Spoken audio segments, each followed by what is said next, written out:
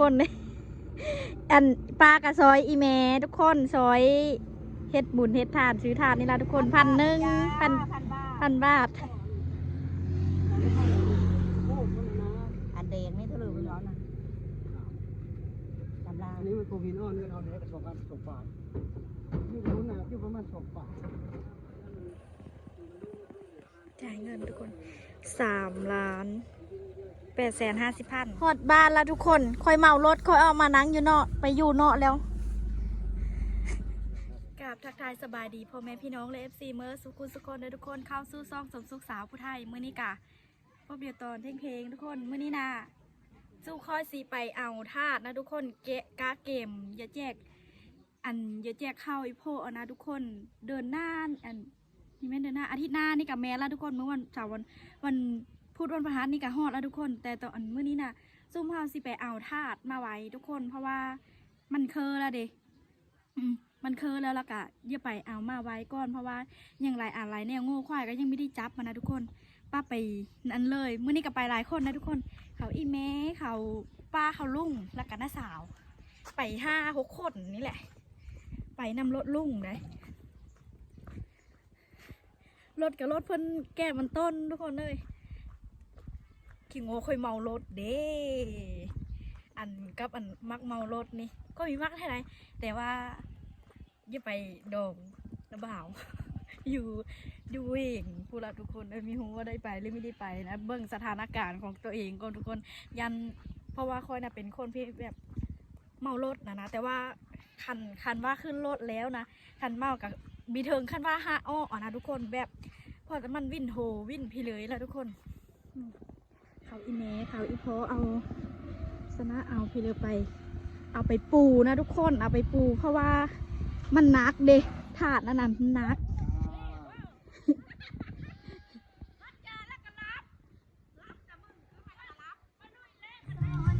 ตอนนี้เรากำลังไปผู้หญิงทั้งมดอยู่เนอร์ได้อีพอกับลูกอยู่แต่ทางนอกพูดเลยนะได้ลูกพูดยังเดินโยกเต็มหม้อช่อยชับไปนำลุงพ่อค้ามันต้นใหญ่ได้กินเฟอร์วี่ละคอยมื้อนี้นะไปน้ำเหี้ยตูดน้ำลุงละคอยมันต้นเต็มรถชำนี้ละกำลังเป็นตูดเซบานคอยนะทุกคนสงการนี้ซ้ำซิลินน้ำนะเอาไปเด้อขายเบย์มีตูดยอกนะยูเซอร์แต่ปัญหาถึงมีผู้คนอ๋อพอดเอาเลยพอดที่3ด้วยล่ะอีพี่3มันกับพี่โมดแล้วเนาะขัน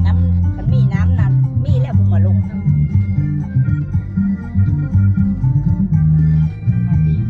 ทอดบ้านกุ้งเห็นแล้วทุกคนเล็กน้อยกำลังเลิกกุ้งเห็นมีหูว่าตอนนี้จังโมงได้11 โมงแล้วมั้ง11 โมงเขาดึงอีเมนนะ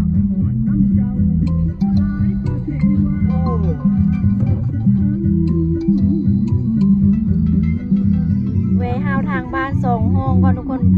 ลุงไปส่งมันต้นไป2 ห้องบนทางนี้นะ2 ห้องละ2 ห้องละป่ะลุง2 ห้องกุดแคนแต่ค่อยพี่เคยเห็นจากเธอบ้าน2 ห้องกุดแคนทุกคนเลยค่อยเห็นแต่ทางเวฮาวแต่ค่อยไม่เคยเฮาจากเธอเกลียวไปบ้านบ่อนเกลียวว่ามันทำกันค่อยอยู่นี่ไปหากุดแคนกับชอบรถนี่ไปหาจ้าอยู่แถวนี้แต่ซื้อค่อยพี่เคยมาจากเธอค่อยมีเคยเห็นจากเธอบ้านไป2 ห้องกุดแคนบ่ได้บ้านลงโบก็ไปทางบ้านกุซุ่งพูดหรอวะมันมีเทศหนึ่งฮอดบอลเพิ่นส่งบ้านแล้วทุกคน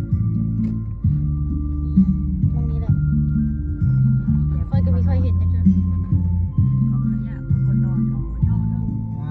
สู่ลงก่อนจะมีหลายอย่างจะตามหลายไปนะเดี๋ยวลงกันยาลงกันอยู่ผมมา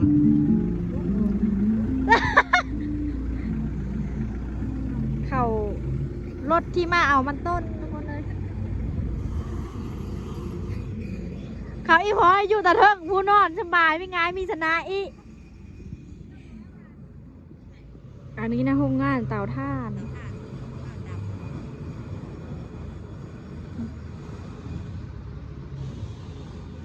ค่อยมีเคยเฮามาทางเส้นนี้จากเธอทุกคนเลยป้าลานว่าอยู่เฮินเนาะเพิ่นมาเที่ยวแล้วสุกคนเลยวันนี้นะแม่ลูกอ่อนมาแล้ว เพิ่นมาเปิดหูเปิดตา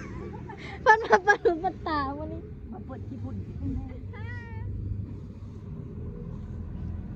เขาเอาอย่าเอามันขึ้นรถ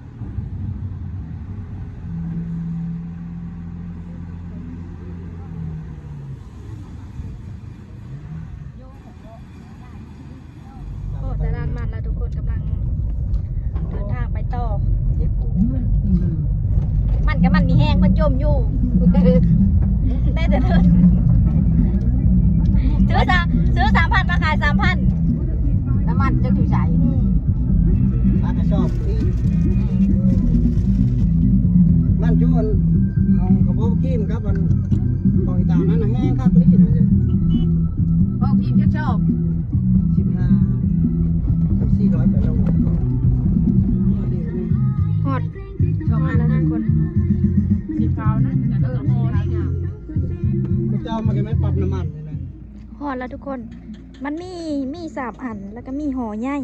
แต่ซุ้มห้าวน่ะสิเอาทาดทุกคน รถหลังประตูนี่หรอประตูเขาตันแล้วประตูชื่อเจ้าถาดโอ้ใส่น้ำมันเยอะ สีขาวนะงามงาม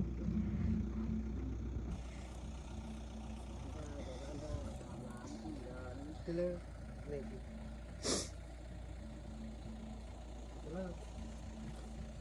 นี่ก็มันพูดตาม นะอันนี้ตัวนี้ เขาว่าไว้ตัวให้มาหน้าหนึ่งตัวนี้ตัวนั้นสีแคบแดงนี่สีแคบดำสีกระปุกนี่มันดำมันนั่นตัวนั้นเป็นสีแดง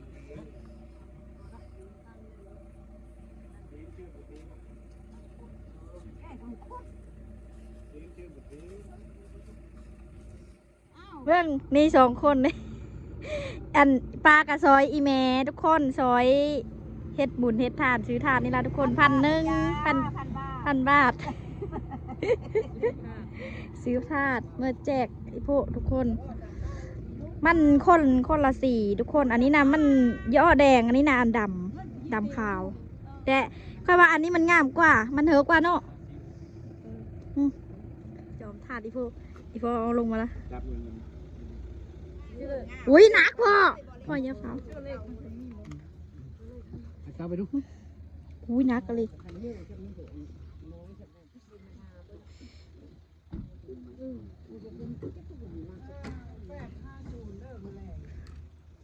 ซิเลอร์เลขมันนะที่เห็นบ่อเลขบ่อโหยฮารุเฮลานได้แต่พวกเอ้ย เฮินงานพวกเอ้ยฉันเจอแล้ววันนี้ฉันบอกเลขที่100 ล้านเนี่ยเอานักมาลุงตูนอีก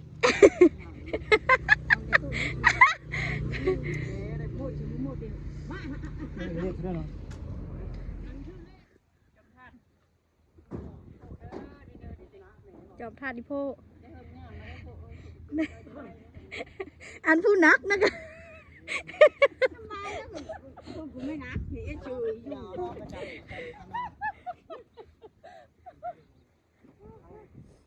เอาสนะมาปูเสื้อทุกคน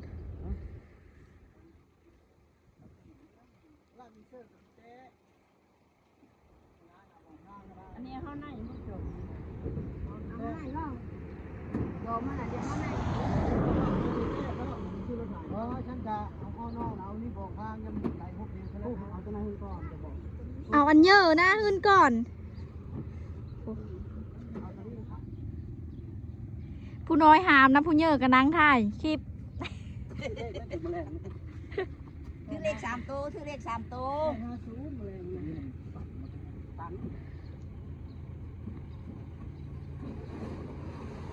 สิมั่งอย่ามือกับพี่บ่โอ้ปีบ่เฮ้ยเอาอันเฮาเชื่อกรู้เอาอันกระตุกไปเนาะกระปุกก็ได้เอากระลาอะไรไม่ได้เอามุ่นอะไรก็แพ้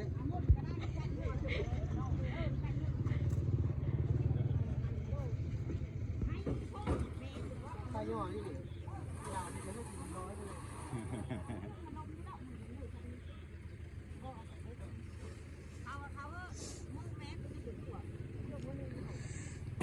โหนเด้ผู้แดดกับโคตรแฮมเลยทุกคนเลย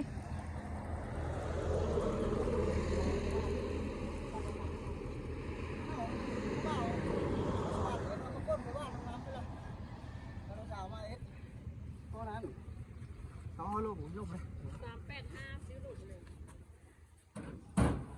เรา อ้าวราคาขาดดิอันแดงนี่เท่าไหร่ไม่ร้อนนะจำลา อันนี้มันโควิดอ้อนกันเอาเนี้ย2 บาท2 บาท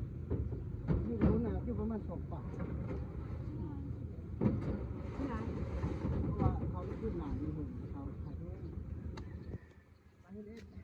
มืดวันนี้ก็จ่ายเงินทุกคน3,850,000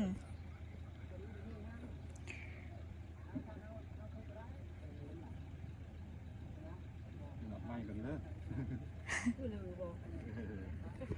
3,850,000ทุกคน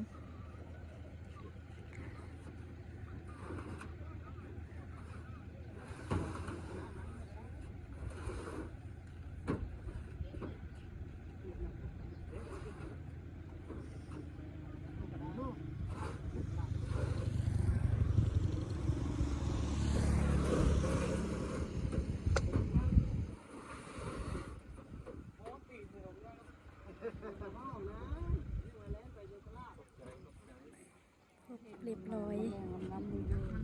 ซื้อเทิงแล้วก็ตอนนี้ก็กำลังเดินทางเมื่อทุกคนเลย อันนี้ก็เห็นอยู่มันมาแต่พูดไก่เตอร์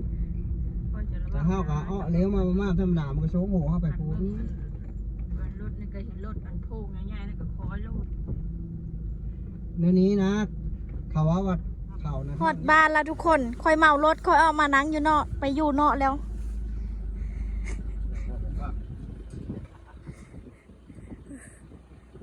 เมารถท่านก็อย่าไปนำไอ้แก้วไปดองไอ้แก้วดิ ไปก็ไม่กินนั่นแหละมั้ง มีกินกับเมาคือเดี๋ยว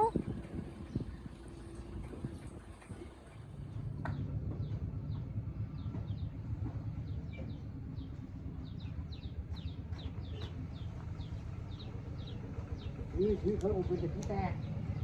เขาลง5,000คือเป็นประจำเลยป้าเฮ้ยเนื้อดูเจ้าอะไรกับเจ้าดันบรีนี่แหละคนไทยนี่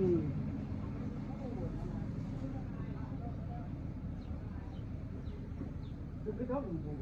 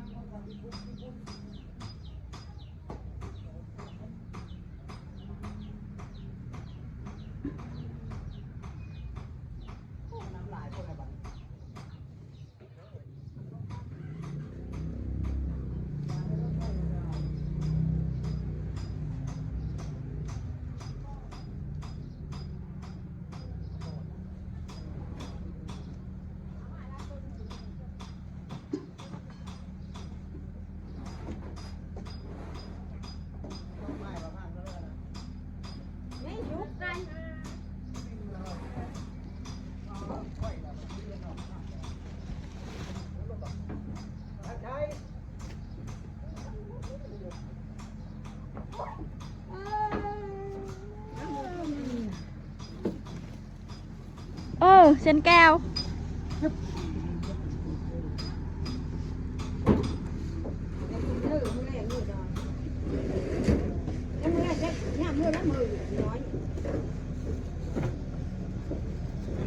เอาเซอร์รถเอาขึ้นรถเลยได้ทุกคนเพราะว่ามืออื่นนะอีพออย่าไปพิละวะก็ตีนเนาะ เขาไม่มีบ้าง ย่อยพอไว้อย่าไปกอดตีนมืออื่น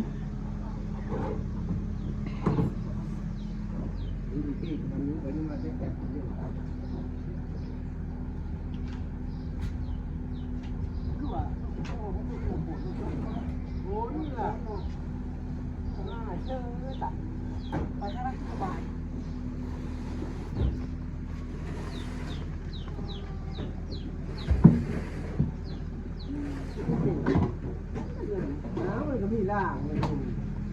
ว่ามันได้อยู่ได้เขานี่นะไม่ใช่นักเชื่อรถมาหรือคือตั้งข้อท่าตรงนี้นี่เท่านั้นแล้วแค่ประเทศเลยพี่น้องเลยว่า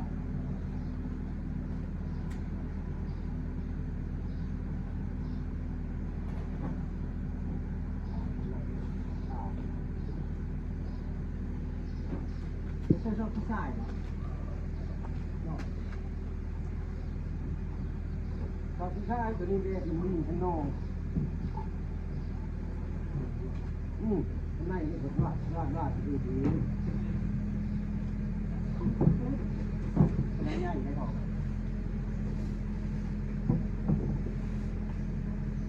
เนี่ยการดูมัน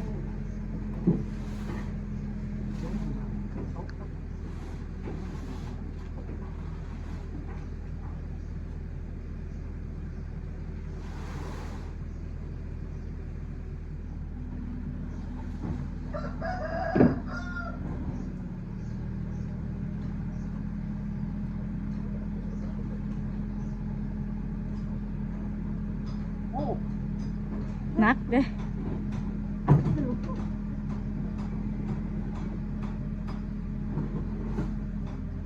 ไปมันแตะได้เลย